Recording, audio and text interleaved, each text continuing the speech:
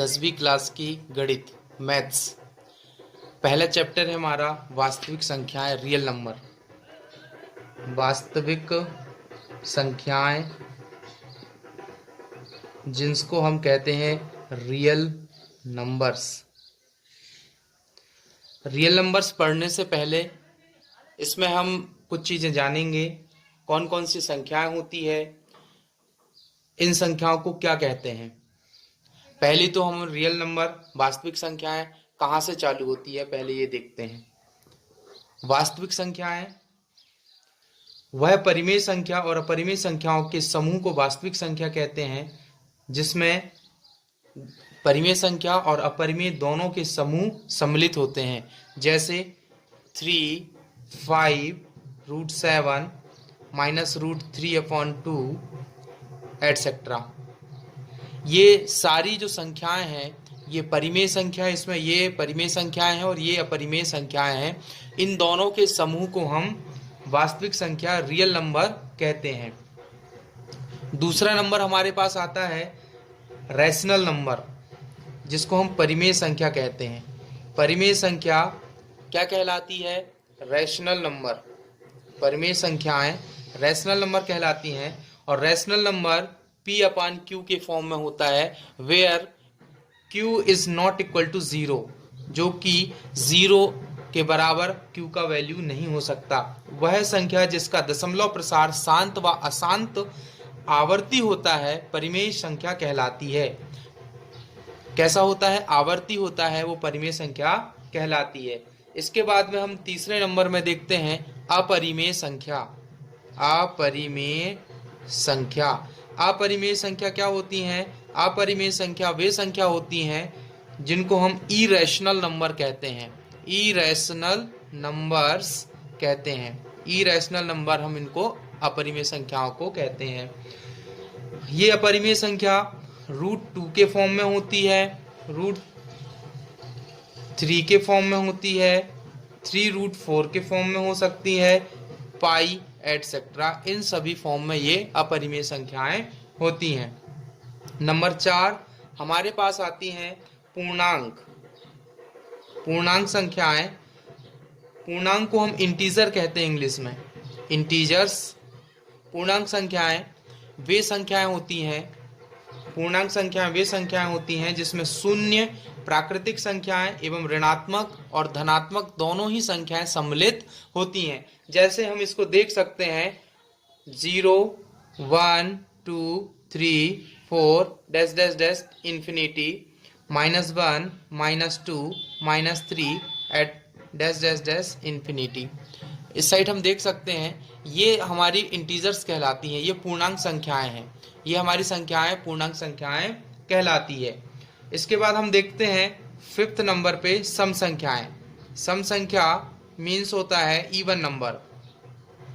Even numbers, even number वे numbers होते हैं, वह संख्या जो 2 से विभाजित हो जाए, 2 से डिवाइड हो सके, वह संख्या क्या कहलाती है? सम संख्याएं कहलाती हैं। जैसे हम देख सकें 2, 4, 6, 8, 10 dash dash dash dash dash infinity. ये जो नंबर्स है ये सब सम संख्याएं कहलाती हैं। 6 नंबर में हम देखें विषम संख्याएं। विषम संख्याएं वे संख्याएं होती हैं, विषम संख्या वे संख्या होती है जो 2 से विभाजित नहीं होती, 2 से विभाजित नहीं होती हैं, वो विषम संख्याएं कहलाती हैं। विषम संख्या कौन सी संख्याएं कहलाती हैं? जो 2 से विभाजित नहीं होती है, जैसे 1, 3, 5, 7, 9 डैश डैश इंफिनिटी। नंबर 7 ये विषम संख्याएं हो गई। विषम संख्या के बाद हमारे पास आती है अभाज्य संख्या, जिनको हम प्राइम नंबर्स कहते हैं। अभाज्य संख्याएं, अभाज्य संख्याएं means prime numbers. Prime numbers, prime numbers वे नंबर्स होते हैं जो ना तो 2 से विभाजित होते हैं, ना तो 2 से विभाजित होते हैं और ना ही किसी के टेबल में वो आते हैं।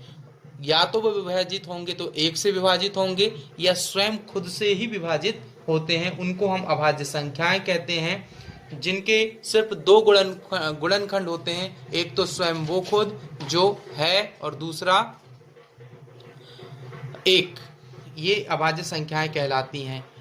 अभाज्य संख्याएं 2, 3, 5, 7, 11 dash dash dash dash dash infinity, ये जो संख्याएं हैं ये अभाज्य संख्याएं हैं। और आपसे पूछा जाए कि सबसे स्मॉल इवन अभाज्य संख्या प्राइम नंबर कौन सा है, तो आप उसको बता सकते हैं कि 2 सबसे स्मॉल अभाज्य संख्या है। 2 सबसे स्मॉल अभाज्य संख्याएं है। अभाज्य संख्या के बाद आती है भाज्य संख्या। अभाज्य संख्या के बाद आती है भाज्य संख्या। भाज्य संख्या को कहते हैं हम कंपोजिट नंबर। भाज्य संख्या को हम कहते हैं composite number. Composite numbers. Composite numbers वे नंबर होते हैं, वह संख्या होती है जो 2 से ज्यादा गुणनखंड होते हैं। एक और स्वयं का तो होता ही होता है, लेकिन उसके अलावा भी दूसरा उसका और गुणनखंड हो, उसको हम क्या कहेंगे? अभाज्य संख्या, भाज्य संख्या कहेंगे। जैसे सबसे स्मॉल भाज्य संख्या कहां से स्टार्ट होती है? 4, 6, 8, 9, 10, 12 dash dash dash dash dash infinity. हम देखें एक खुद का एक गुणनखंड है, 2 खुद का गुणनखंड है, 1 का भी है, 2 का है, लेकिन 2 से ज्यादा नहीं है। 3 स्वयं का गुणनखंड है और 1 का गुणनखंड है, लेकिन 2 से ज्यादा नहीं। लेकिन 4 को हम 1 से भी डिवाइड कर सकते हैं, 2 से भी डिवाइड कर सकते हैं, और 4 स्वयं अपने आप से भी डिवाइड हो सकता है, विभाजित हो सकता है। इसलिए कंपोजिट नंबर, सबसे स्मॉल कंपोजिट नंबर आपसे पूछा जाए तो 4 सबसे स्मॉल कंपोजिट नंबर कहा जाता है। एक ना तो अभाज्य संख्या है और ना ही भाज्य संख्या है, ये भी आपको याद रखना है। एक ना तो अभाज्य संख्या है और ना ही भाज्य संख्या है।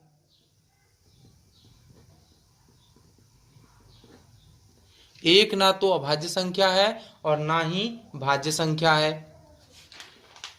इसके बाद हम जानेंगे शांत दशमलव प्रसार। शांत दशमलव प्रसार, terminating decimal expansion. Terminating decimal expansion. शांत दशमलव प्रसार का मतलब होता है कि ऐसा दशमलव प्रसार जो कि भाग देने पर पूरा पूरा भाग चला जाए। जिन परिमेय संख्याओं के हर 2 की पावर m, सबसे पहले लिखते हैं हम शांत दशमलव प्रसार, जिसकी परिमेय संख्या के हर 2 की पावर n और 5 की पावर m के रूप में आते हैं, वो शांत दशमलव प्रसार कहलाते हैं। जैसे हम एग्जाम्पल के तौर पर देखें, 2 की पावर 2 डिवाइडेड बाई 4, तो इसका वैल्यूज आती है, इसको हम करके देखें यहां पे 2 0.545 20, ये हमारा शांत दशमलव प्रसार कहलाता है। आगे हम देखते हैं अशांत दशमलव प्रसार। अशांत दशमलव प्रसार में हम देखते हैं, सबसे पहले लिखते हैं हम अशांत दशमलव प्रसार। अशांत दशमलव प्रसार। अशांत दशमलव प्रसार को इंग्लिश में कहते हैं non terminating recurring decimal expansion. Non terminating recurring decimal expansion. जिन परिमेय संख्याओं के हर 2 की पावर n और 5 की पावर m के रूप में नहीं आते हैं, हर को हम बोलते हैं डिनोमिनेटर। हर को हम क्या कहते हैं? डिनोमिनेटर। जिन परिमेय संख्याओं के हर 2 की पावर m और 5 की पावर m के रूप में नहीं आते हैं, उनको हम अशांत दशमलव प्रसार कहते हैं। अशांत दशमलव प्रसार का हम एक उदाहरण देखें, जैसे 1/3 यदि हम इसको डिवाइड करते हैं, भाग देते हैं, हम देखते हैं कि 3 का पहाड़ा 10 आने तक पढ़ें तो 3 3 जा 9 होता है, और 3 तिया 9 भी हम इसको हिंदी में कह सकते हैं। फिर हमने इसको माइनस किया तो 1 बचा, फिर हम यहाँ एक 0 रखेंगे, फिर से 3 3 जा 9, तो ये बार बार रिपीट होती जाती है संख्याएं। यह कहलाती है नॉन टर्मिनेटिंग दशमलव प्रसार, जो कि 2 की पावर n और 5 की पावर m के रूप पर नहीं आता है। इसको हम अशांत दशमलव प्रसार कहते हैं। दोस्तों आगे हम देखें तो आता है लघुत्तम समापवर्तक, इसको हम LCM कहते हैं, लोएस्ट कॉमन फैक्टर। वह दी गई संख्याओं के छोटे से छोटे सार्वगुणज को लघुत्तम समापवर्तक कहते हैं।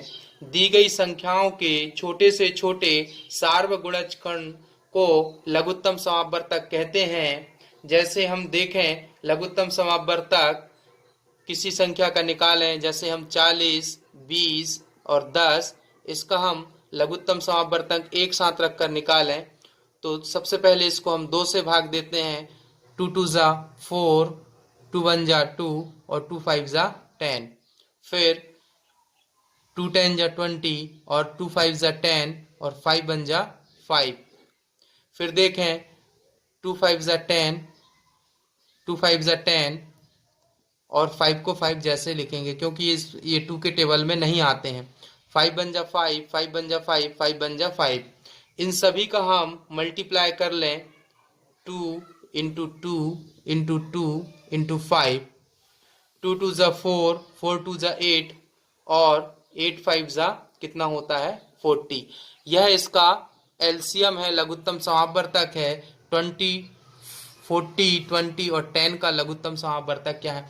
वह है छोटी से छोटी संख्या जो 40 से भी डिवाइड हो सकती है और 20 से भी डिवाइड हो सकती है और 10 से भी डिवाइड हो सकती है। उस संख्या को हम कहते हैं, छोटे से छोटे सार्वगुणज खंड को हम लघुत्तम समापवर्तक कहते हैं। दोस्तों हम इसमें आगे देखेंगे महत्तम समापवर्तक। महत्तम समापवर्तक HCF बोलते हैं। इसको हम हाईएस्ट कॉमन फैक्टर बोलते हैं। हाईएस्ट कॉमन फैक्टर दी गई संख्याओं के बड़े से बड़े सार्वगुणज खंड को महत्तम समापवर्तक कहते हैं। जैसे मेरे पास कोई संख्या है 90, इसका मैं निकालूं और मेरे पास है 45। अब मैं इस संख्या को डिवाइड करता हूं। सबसे पहले इसको 2 से भाग देते हैं। 2 45 जा कितना होता है 90।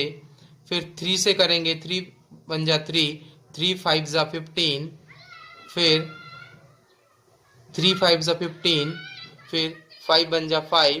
फिर हम यहाँ पे देखें 3 5 जा 15, 3 5 जा 15 और 5 1 जा 5। तो यहाँ पे हाईएस्ट कॉमन फैक्टर क्या आएगा? कॉमन मतलब इसमें और इसमें दोनों में कॉमन संख्या कौन कौन सी है? पहला हम देखें तो ये 3 और ये वाला 3 यहाँ पे कॉमन है, इसको हम लिख लेंगे। यहाँ पे ये वाला 3 और ये वाला 3 यहाँ पे कॉमन है। यहाँ ये 5 और ये 5 यहाँ पे कॉमन है। तो इसका मतलब हमारा हाईएस्ट कॉमन फैक्टर 45 इसका आंसर है। इसमें हम देखें तो हमारा 3 3 5 और 45 हमारा यहाँ पे हाईएस्ट कॉमन फैक्टर है। दोस्तों इसके बाद हम यूक्लिड विभाजन प्रमेय का यूक्लिड्स डिवीजन लेमिना के बारे में हम जानेंगे। यूक्लिड लेमिना डिवीजन क्या होता है, जिसमें हमारे पास आता है भाग के रूप में। हम इसको पहले समझने की कोशिश करें तो भाग के रूप में Q क्वेश्चन कहलाता है, B डिवीजर कहलाता है जिसको भाजक कहते हैं, और जो A है वो डिवाइडेंड है और नीचे जो बचता है वो रिमाइंडर है। Q हमारा क्वेश्चन है जिसको हम भागफल कहते हैं, और A हमारा डिवाइडेंड है जो भाज्य कहलाता है, और डिवीज़र जो होता है वो भाजक कहलाता है, आर जो होता है वो रिमाइंडर कहलाता है। तो इसका फॉर्मूला इस प्रकार बनता है इक्वलेट का, a equal to b q plus r, ये हमारा फॉर्मूला आता है। आगे हम इस फॉर्मूले से रिलेटेड सवाल को करेंगे। अगले अंक में मिलते हैं दोस्तों नए सवालों के साथ। नमस्कार।